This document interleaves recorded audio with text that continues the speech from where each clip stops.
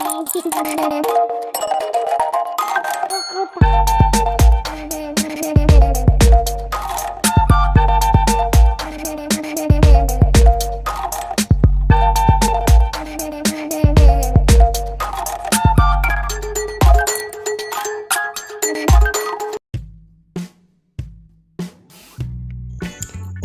that smell that fills your kitchen when you're baking cinnamon buns.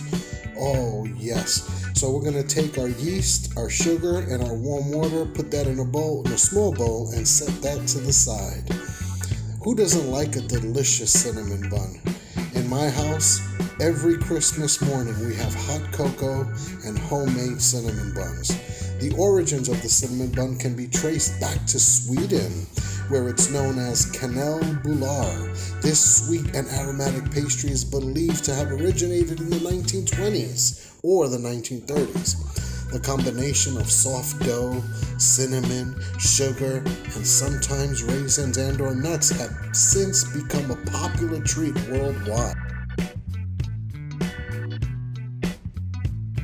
We've measured out our flour, we put that in a separate bowl, and then in a different bowl, in a much larger bowl, we have our egg, we scramble it, and then in a pot, we're gonna add our milk, our sugar, our 1/3 cups of butter, and that teaspoon of salt.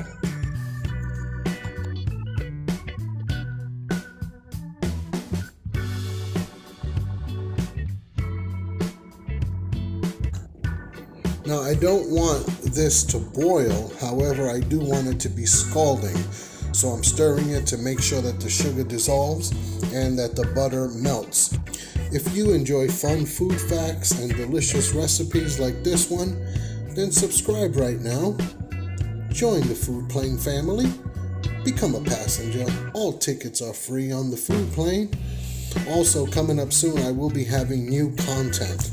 I will be taking you to the best foodie destinations in America, and I will be doing in-person cooking videos along with a lot of live stuff. So if you have not subscribed, I could use the encouragement. Please subscribe right now.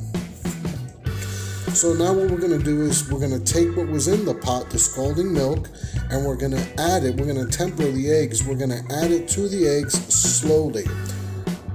Slowly, and keep whisking and whisking. Add a little more, keep whisking.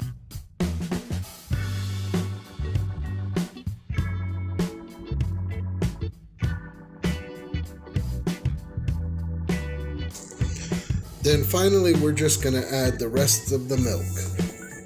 We're going to give that a good whisk. And then we're going to take half of our flour. That would be 2 cups because the recipe is 4 cups. So half of the flour, and then we're going to add it to our milk and egg mixture. And then we're going to bring that together until it's nice and smooth. And then we're going to add, once it's nice and smooth, we're going to add our yeast mixture into this. One important thing to keep in mind is the humidity levels where you live, because that may determine if you need some extra water or not. And you will know when you're doing the mixing, before you add the yeast mixture, you will know, well, wait a minute, this looks like it needs more water, and it just may. So just continue to add water till you get the consistency that you see right here. After you add your yeast mixture, now add the rest of the flour. And then you're going to mix that together until it becomes a nice ball of dough, just like you see right here. On a lightly floured surface, you're now going to knead this dough for about 5 to 10 minutes until it looks like this beautiful ball of dough. You're then going to take a towel and put it under hot water, and then rinse it out, and then cover this beautiful bowl of dough, because this is going to need to double in size. It'll take about an hour to an hour and a half. In the meantime, don't forget to subscribe. After an hour and a half, now let's see what we have under here. Wow. Yeah, it's definitely doubled in size. Wow, that That's a beauty. So now what you got to do is release your aggressions. Release your aggressions and punch the dough down. Now after releasing all your aggressions on this dough, we're going to roll it out. We're going to roll it out in a rectangular shape. Look how smooth that dough is.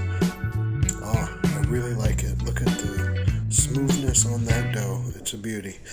Alright, so now what we're going to do is we're going to use softened butter and spread it all over the dough. Most recipes will tell you to use melted butter. The issue with using melted butter is that when you go to roll your dough out, you're going to have butter spill out every which way. So you're not going to want to do that. So this is the best way to go. So you won't have any spillage of the butter, you don't have any mess, all the butter stays in the dough. Oh yes, and it permeates through the dough. This is the way to go. So now you want to get your cinnamon. Now speaking of cinnamon, there's so many types of cinnamon. One of my favorite cinnamons is Saigon cinnamon. Oh, I love the taste of Saigon cinnamon. If you never had Saigon cinnamon, I know that they have it at Costco's. So yeah, Saigon cinnamon is definitely the way to go here. It's so good with oatmeal and definitely so good in this. So here's what I'm going to do a little different also, is in this cinnamon bun, instead of adding white sugar, I'm going to add brown sugar. Yeah, you heard me right. I'm going to add brown sugar. Now, if you don't have any brown sugar, that's okay. Go ahead and use the white sugar. But I highly encourage you to try it this way. It's very different and it's very delicious. Yum, yum.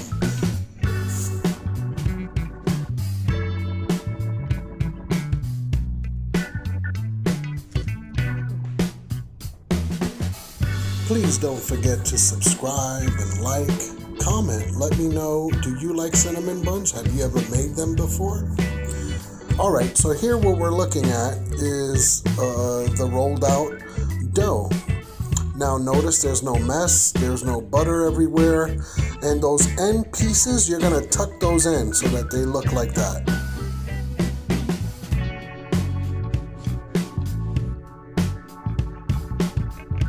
Now what I've done with my knife is made some lines. I didn't cut through, I just made some indentations so that I know the pieces that I'm going to have. Now this can make up to 12, even 15 pieces.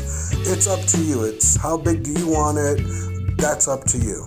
So I'm gonna not use a 9x13 pan, but you definitely can. Most recipes will tell you to. Instead, I'm going to use a pie pan. It amazes me that the cinnamon bun from Sweden is over 100 years old. That's crazy. This is 100-year-old thing. That's amazing. Don't you love the smell of it when it's baking? Oh, so amazing. So in the pie pan, I have about 2 tablespoons of softened butter. Oh yeah, that's a lot of butter, but I like it just like that. On top of that butter, I'm gonna now put some brown sugar. Oh yeah, some brown sugar. Hey, check out my library of videos. I have a lot of fun food facts. I have things about the history of foods, and most of those videos are like less than 4 minutes. So you can go through a whole barrage of my videos. I love fun food facts. I've been researching and studying food since I was a little kid. I also have a bunch of delicious recipes like the copycat Krispy Kreme donut. So now put that damp, warm towel right over the dough. Let it rise, let it double in size for 40 minutes.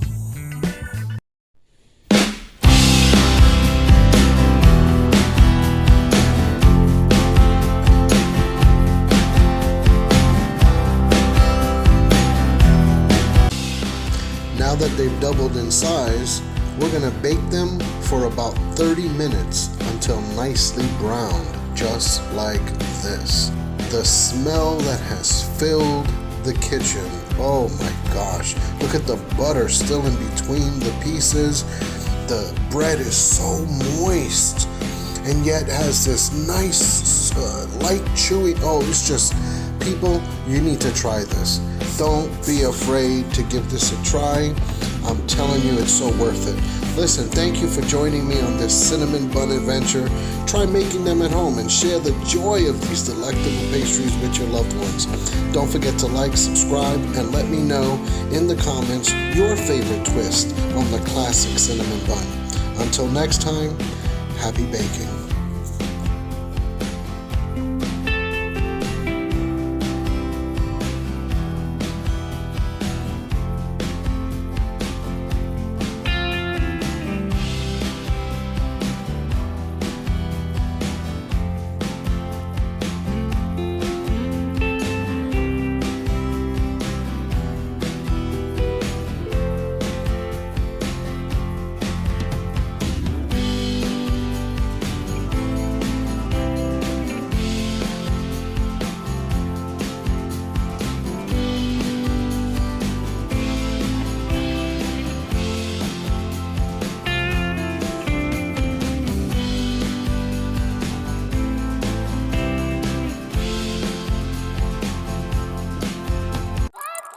Thank you.